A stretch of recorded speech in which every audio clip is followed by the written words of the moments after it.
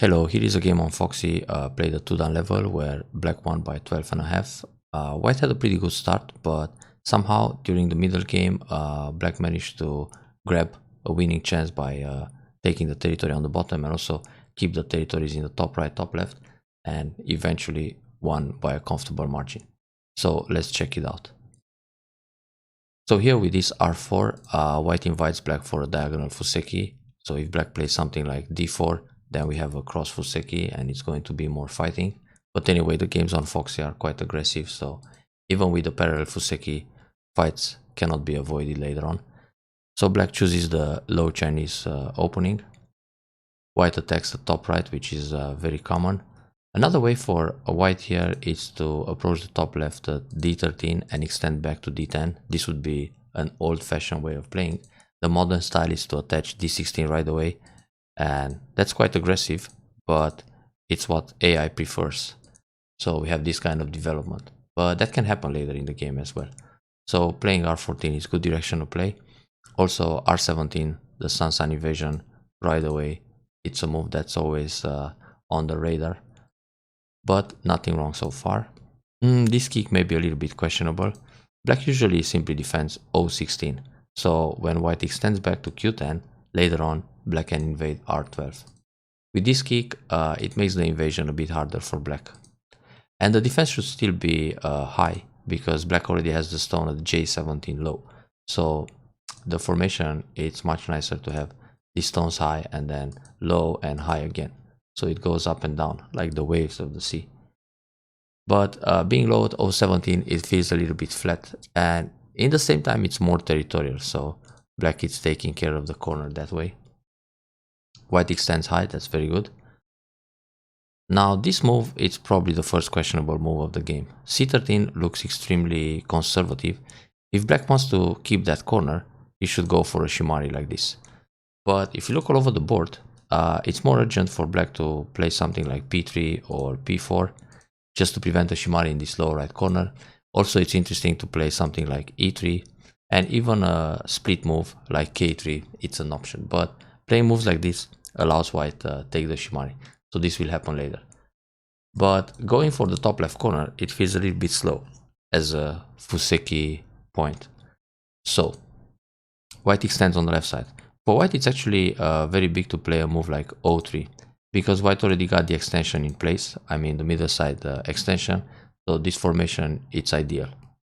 If black attacks the other corner, then white can choose pincer or defend calm on the left side and then extend c9, for example. But it's not that urgent to take the middle side extension right away, because for example, if white goes o3 and black extends again c10, and white also plays e3 or the fancy shimari at f4, white will build more on the bottom than this c10 on the left side. So overall, white is still developing faster, so it feels good. Now when white plays this c10, this is a way to limit the expansion of the moyo on the left side, I mean the top moyo. So black should still consider moves like p3 or e3. Let's see what he does. He splits the bottom. Now when this happens, white can make a shimari either way. For example, o3 will push black towards the left. If black makes a base at h3, white can also enclose the corner at e3. Of course, black might go all the way to e3, but here white can pincer. So, or simply defend, and then black needs to extend back. So this way, white still gets some important and powerful moves like this o3 and d5. And also, if white plays the shimari coming from the other side, like f3, which is already good in relationship with c10, black needs to approach the corner, maybe p3, like it happened in the game, or o3, and here white can still enclose the corner. But on p3, white will just go q5 to prepare the invasion at n3. So this is also an option. Let's see what happened. So white attacks from h3. This move still needs another move to enclose the corner at e4. So playing the shimari right away at f3, when black extends one way or the other, white doesn't need to worry about the corner right now. I mean, white can take the other corner or try some attacks in the top left area, which happens soon. But anyway, I would prefer the Shimari at O3 because it really works nice with Q10. And then when black extends all the way to E3, a pincer such as H4. So this will unstable black's position on the bottom side. When black jumps out, you just play a Kma on the left side. So this will build naturally the left side with C10. And black's shapes are still kind of thin. If black decides to connect under this way, it's going to be very low. So overall, white gains from this kind of attack. So white attacks H3, which is playable too. Then black approaches P3. Here, white can simply play Q5. But it's not too bad to go for P4. That's a nice idea. So normally here, black plays a Hane, and then white can block Q3. And this will force black into an over-concentrated shape. If black connects on top, white has this Tesuji to remove the base. Of course, white can capture a stone, but this gives black a little better shape on the outside. And if black connects under, white can cut, and this formation is also a little bit cramped because the extension, this L3, it's only 2 space close to the O3 formation. So when black plays a tile like this, white builds a lot on the right side, and black is still kind of heavy. And later on, white has this A peep to attack the group. So probably this was white's plan, hoping for a Hane and then block, but black decides to go in the corner with a push. And here there is only one move. White covers and makes the wall on the right side, which is nice. Then Hane, very good. And instead of this attach, white can actually block R3. R3 is a very powerful and big point. It gives a lot of territory in the lower right corner. And in the meantime, this move prepares an attack at N2. This is a move to remove the base afterwards. So if black, for example, defends the top left corner to prevent that kind of attach at D16, white will play N2. And then when black defends here to stay connected, white just Kosumi and Hane. So this will remove the base because white can connect under to H3. Now if black plays, for example, this kind of move, a block here, white has the P2 Tesuji, and when black goes down, just cut and capture faster. There are only 2 liberties. But black is going to play probably O2, and then we have Atari from the outside, and again, the base is under attack. So black looks quite painful here on the bottom side. So it's good to remember the follow-up at N2. Then it makes R3 a pretty urgent move, the block. But overall, if white doesn't want to play R3, or I mean, if you don't know about the follow-up at N2, it's still good to play a move like E4, because this is a Shimari with 2 extensions, one on the middle left and the other one on the bottom. So again, overall this configuration is quite ideal for white. So this kind of tsuke, it's a little bit too hasty, let's say. And the way for white to create a sabaki here is to play a 1-space jump. You want to create a very light shape in a few moves, and then maybe go out with a cap move to put pressure on the top. If black plays moves like this, you just contact, cross-cut, Atari, Atari again, and then you have a very light formation in a few moves. So this is a better way to create a sabaki. Playing just Nobi, it feels heavy. So black pushes along, white needs to Nobi again, and black turns, because black wants to separate the top group from the left side. Here it's actually pretty good to go down, because once you play D17, you're threatening the corner. There are several cuts, so here usually black will descend, and then white can extend for a tiny base. Well, white can also go out with this move, but that can happen anytime. And if black takes away the extension with this kind of move, you have the Hane in the corner, which is quite annoying, difficult for black to defend. Normally black will block because black wants to apply pressure on the group. Then you have the push and the cut on the outside, which threatens B15 and capture. So here black needs to protect this way. Then white disconnects the other 2 stones in the middle. Now when black comes out, you have time to connect in Sente in the top. If black captures this stone, you don't care about it, just Hane. So black will Nobi to keep fighting. White connects once in Sente, black has to go down and leave in the corner. Now you just come out between black stones with a Tsuke here and a Hane, Atari from the outside, and connect. So now these 3 stones become a target and white has the chance to set up a huge moyo in the middle. That's why it's good to go down a d17. If black protects here, for example, or connects solid or go down, then you either jump out or extend in the top. So later on, black is not going to build all that territory like in the actual game, in the top side and top left corner.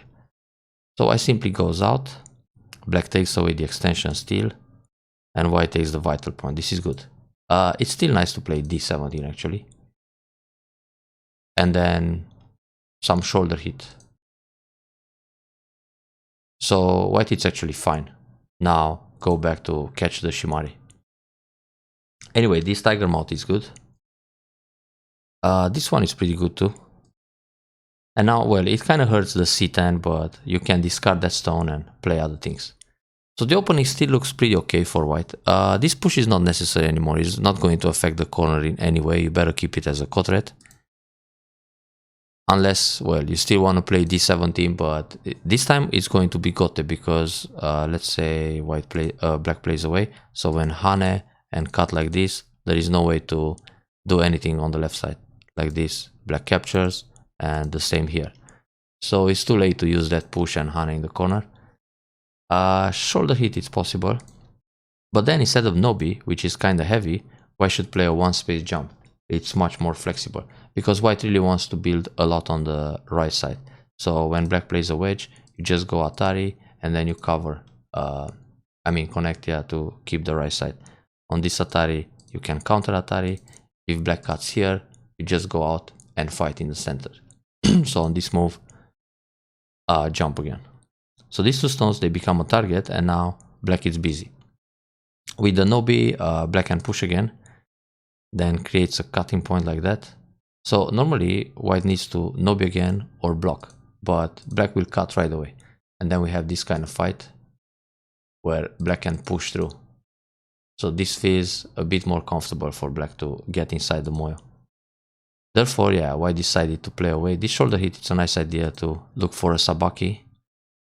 But the top side is no longer interesting. I mean, if you push again here, and let's say black answers like this, then you block, it's still more interesting to connect this line in order to build the center than to damage a few points in the top. So here, black would turn like this and get inside with a keima. Alright. So black comes inside the moyo, kinda okay. Interesting jump. But it still allows black reduce the center with a jump at O13, for example. So here, the point is to play O14 and try to connect that line. Don't let black break in. Now, when black cuts, you just extend. If black extends to the left, then you have this kind of shape. If black jumps in the middle, keima, and so on. So black comes in. Black can also play a one space jump. There is no need to fear about the wedge because this will be connected. So white has a problem on the right side. This way, white can play a cap and white doesn't suffer too much damage on the right. This keima is good to connect the left side, but anyway, on the left it's quite okay. I mean, if white plays a cap here and black comes in with a move like this, white can just keima to jump out in the center this way. So, okay, that's a little bit soft. And white doesn't have to take any action here. It's really not a problem if black pushes more in that area. And with this move, you're not going to separate the top. I mean, if black plays a hane, the way to cut here, it's hane also. And then on this atari, normally you gotta play atari from behind and hane again. So, and if you play the ko like this, it's also quite expensive, or it can be. And if you just nobi, black connects under. So that L15 move doesn't damage the top so much. Normally, locally, you can play a move like M18. So from here, you can hane the other way. But if you don't play anything, it's fine too. I mean, let's say we go for a shimari here and black hane under, or black plays the peep and then he connects back. It's not such a big deal. So this feels a little bit slack to defend with a tiger mouth at L15. So black comes inside. Now in this corner, black kind of messed up. Black was supposed to play a peep and then come out with a cap to attack the h3 stone and save his stones. So this turn, white jumps out. That's very good. Black should jump along. Black can play a peep and then jump out like this. And white needs to jump again to save his group. So black decides to pincer on the left side and go for c10, but now white just covers. So this is actually looking good for white. And here, instead of Hane from the outside, white should cut. This way it's very difficult for black. Black will probably cut too, but then white goes out with a Nobi. It's a cross cut, so usually extend. And when black goes Atari, white has the counter Atari and Nobi again. So this is a much more promising fight for white. Those stones are heavy, and even if they leave, it's quite painful. Let's say something like this happens, and then black managed to survive inside, but he hurts the other group quite badly. So compared to the actual game, this is a very good result for white. Now playing like this, white is going for 2 stones, but it's more interesting to play this move, which is a key point, the eye stealing Tetsuji, forces black into an empty triangle, and then come out with a Keima. Black will turn, now white is already out, and then keep Nobi and drive white into black's group into the center, because there are lots of white stones in the middle, so the fight can be bad. I mean, black is running in the direction of h13, so it's going to suffer, obviously. This move gives black a good shape, the peep, and now, yeah, it was too small to go for the 2 stones and give up the other 2. So here, white should actually think about a Tsuki like this, which is also going to create a Sabaki for the lower side. So when black goes up, you can Hane once and then go out with a Kosumi like this. And the group in the middle is still under a lot of pressure for black. Also, for white it's interesting, let's say push once, then push like this, and now go out with a Kosumi. But white shouldn't go for the 2 stones, because black obviously is going to give them. I mean, it's not like black will turn and white captures 3 stones and it feels good. Black can give the 2 stones and hurt the other 2. So the trade here is good for black, because these 2 stones, they have very few surrounding points, but the white stones, black will build a lot around them. So this was actually where black kinda took the lead. That cut is not really that big. So here, black should expand the Moyo with a Keima, because it also reduces the potential on the right side. This is a Moyo border move. Very good for both. So here white push inside. Now when this happened, the cut is a little bit too much. Black can push through, because the 2 stones are captured. So if white plays here, black can Atari once and then catch them. So black doesn't have to take 1 stone when he can take 2 on the side. Therefore, white needs to connect here first, and then if black connects on the outside, jump again in the middle. But it's already a difficult game for black. So now let's go back a few moves. Yeah, actually white can push along, black defends, and then come from the right side. But this is going to be a long game. This Hane doesn't change anything. Black can still push through and cut them. So push here. If white plays this move, just descend or Atari and capture, or capture right away. I mean, this push, it's always going to benefit black. So we have a Hane, then a Hane, that's good too. Black's invasion, it's a little bit too much. Black should simply jump again in the middle, like this, or play a Kosumi and Keima to reduce the center. But in fact for black, it's good to play the double Hane. Just block, Atari, connect, extend, push out, Hane, and keep the bottom. So black desperately comes in, white covers, so the stone dies, double Hane, Atari, connect. With this Atari from behind, normally white should just Nobi. If black extends to the left to prevent the ladder, then white has time to enclose the middle. If black comes in the center, white will catch this stone in a ladder. Now if black pushes out, white has the Hane. On the Hane, white can play double Hane, which threatens the double Atari. Black might Atari and extend, white will push again, black needs to Nobi again. So all this maneuver is center for white, then white can fix the right. So that's why it's more interesting to play Atari and extend, not to play Atari, then come back. If white plays Atari, actually white should continue here, because white is strong enough on the right side. So for example, an Atari here doesn't bother, and also the Atari like this is not a problem. Black needs to come back and go Nobi, because if black goes up, white is going to squeeze like this and then protect. So now white gains a lot, destroys the bottom, and those two stones in the middle may die. So playing the hanging connection, it's a little bit soft and gives black the turn, which prepares an Atari, so white has to go up.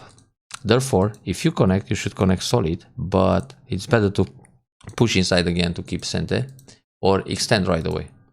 So don't play 1, 2, and 3, just go for 3 right away. I mean, simply go up. Now, if black extends here, white doesn't have to turn. White has a center move now. Play some bigger point. So black comes inside, but that's risky. White can cut it. This turn is big because of the Atari. Now here, white can play a peep first. This will help to protect against some invasion around R12, S12, and also go down. The descent is big because he's threatening the corner, so black usually has to protect S16 and then go back to cut the middle. Interesting move. This is threatening to connect under at R9 or damage the right side, but white can separate, because if black plays a move like this and then white jumps R7, it's still difficult to build 2 eyes inside. The problem is this push and the cut. So a lot of agi. Therefore, white decided to block. But the follow-up is still not so great for white here. This cut was good. Atari from the outside also okay. But here, white should play Atari. It's more powerful. So if black connects, white can go down and fight the semi. Let's see the liberties. Atari connect, then it's 1, 2, 3, 4, 5. Which means if black plays here, white turns and white wins the semi by 1 liberty. If black plays this move, white still Hane and is 3 against 4. So this will be again 1 liberty capture. So black needs to connect under, then white captures the coin center, so that keeps the stones alive, and then Kosumitsuke and connect. Playing like this is too soft. Black can connect easily, so more power into playing Atari and take the ko. Yeah, but this cut is good. The problem is black can Atari and get into the center this way. That turn was really big in the top, so is this one. So if white goes up here, black obviously will push down. But on the right side, there's a lot of agi left. Black can play this clamp, then Atari under and push inside and destroy a lot. So finally, when you block R3, you're not going to build too much on the right side. So this is still going to be black's game, but black should really play this move and connect. If white goes down, it's obvious that black will cut and that's it. So playing this move, black actually took a big minus, because now white protected against the S8 clamp. Now that Atari to go inside was good. Here normally white should block this way and allow Atari and connect, because this is a good way to enclose the middle. Like that, black can peep or hanging connection. So black just destroys more. Yeah, this cut was also super big. And that move is not even necessary right now. Better play Hane, Atari, and push everything in center here. Then, let's see, Hane in the top. If white plays this move, then you catch. If white plays here, Atari, and take. And if white plays here, just connect. So it really wasn't necessary to capture the 2 stones right now. So Atari block. It's good to capture here, because if black doesn't answer, you capture again in center. And it's also big to play moves like this. But I have the feeling after capturing these guys on the bottom, black had a good game, so it was really hard to come back. Especially that center, it's not as big as it seems, and it turned out to get smaller. Even after capturing K13, black could reduce a lot. Here the proper way is this move. But actually, black should play P2, and even if it's an empty triangle, it's the better one, because Q2 it's an empty triangle also.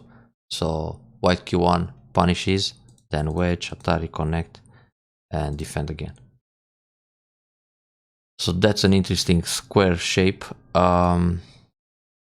White has a funky move here, this one, O1. If black cuts, just Atari from behind and Atari again.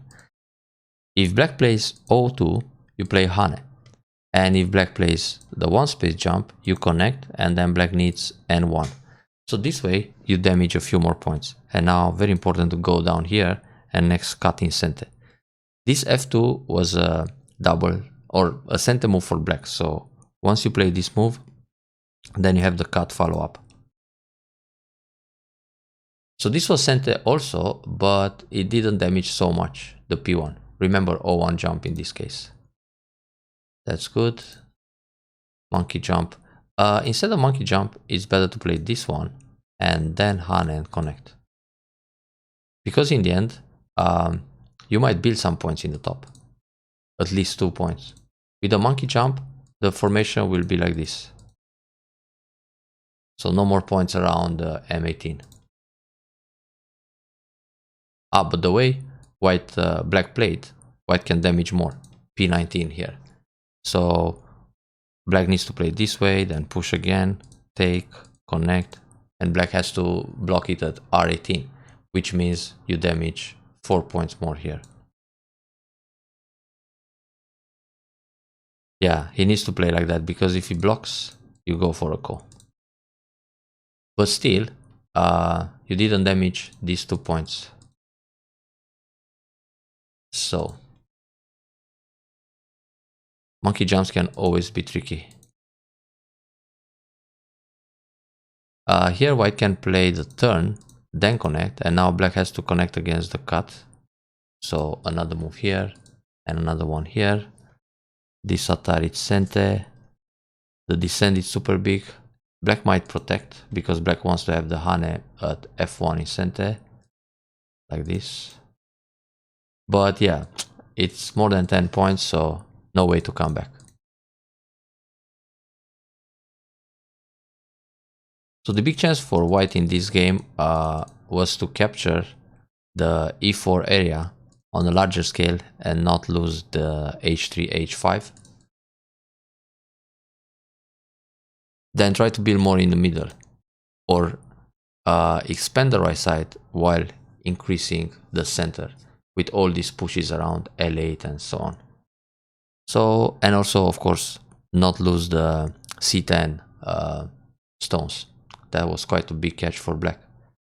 Pretty exciting game and quite close in the end, but it felt like white had a better start and then slowly slipped the win away. Well, take some time and experience to beat these guys. Good luck next rounds.